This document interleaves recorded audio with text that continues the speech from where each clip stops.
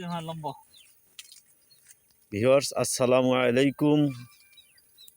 এসেছি আলাইপুর আলাইপুর গ্রাম, ওর নাম কি, সাজ্জাদ আলাইপুর গ্রামের সাজ্জাদ ভাই খেজুর বাগানে এসেছি। উনি সৌদি খেজুর লাগাইয়েছেন 5 বিঘা জমির উপরে।